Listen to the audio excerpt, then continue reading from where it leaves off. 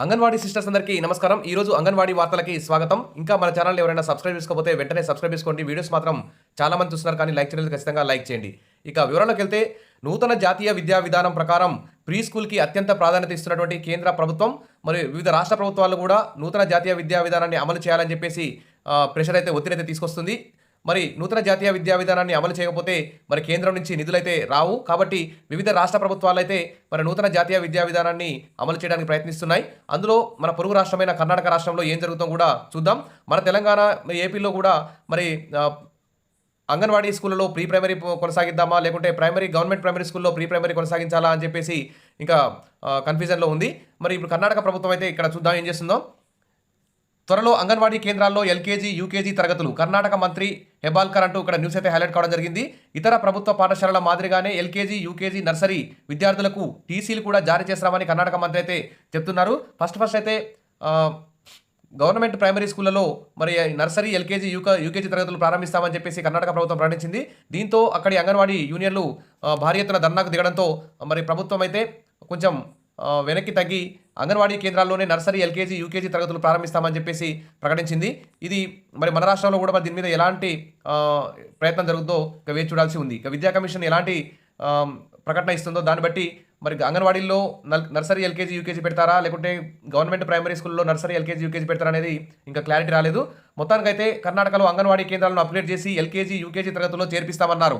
ఈ ప్రతిపాదనను పరిశీలించి సిఫార్సును సూచించేందుకు ఒక నిపుణుల కమిటీని కూడా ఏర్పాటు చేయాలని సీఎం ఆదేశాలైతే జారీ చేశారు.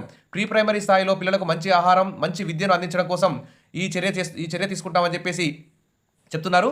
ఇక కర్ణాటక మినహా రాష్ట్ర వ్యాప్తంగా అంగన్వాడీ కేంద్రాల్లో మరి నర్సరీ, ఎల్కేజీ, యూకేజీ తరగతులు ప్రారంభిస్తామని చెప్పారు.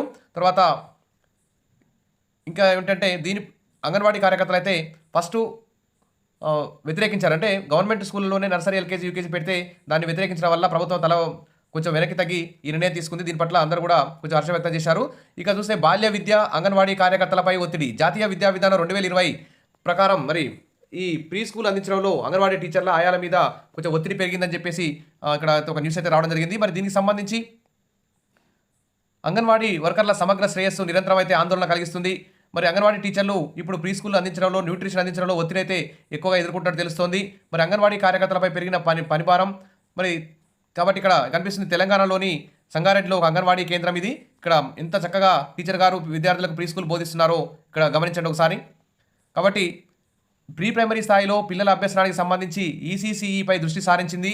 మెదడు అభివృద్ధిలో 85% 6 జరుగుతుందనే అభిప్రాయంతో ఈ సమయంలో పిల్లల మానసిక భావోద్వేగ వికాసానికి అత్యంత కీలకం కాబట్టి మరి అంగన్వాడీ కేంద్రాల్లోనే మరి నర్సరీ, ఎల్కేజీ, యూకేజీ ప్రవేశపెట్టి ప్రీ స్కూల్ని బలోపేతం చేయాలని చెప్పి చెప్తున్నారు.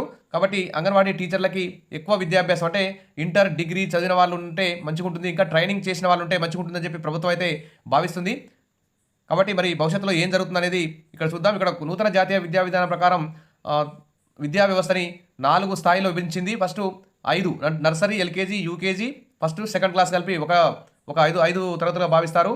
ఇక 3+3+4 అని మొదటి 5 సంవత్సరాలు పునాది దశ అని పిలుస్తారు. ఇది ప్రీ స్కూల్ సంబంధించింది.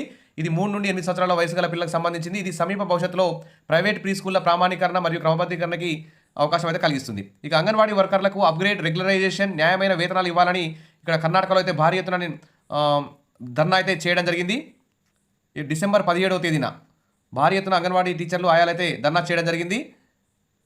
అంగన్వాడీ కేంద్రాలను అప్గ్రేడ్ చేయాలని, ప్రత్యేక ఐసీడీఎస్ డైరెక్టర్ను ఏర్పాటు చేయాలని, ఉద్యోగాలను క్రమబద్ధీకరించాలని, కనీస వేతనాలు అందించాలని డిమాండ్ చేశారు. వందలాది మంది అంగన్వాడీ కార్యకర్తలు తరలి వచ్చి నిరసన అయితే తెలిపారు.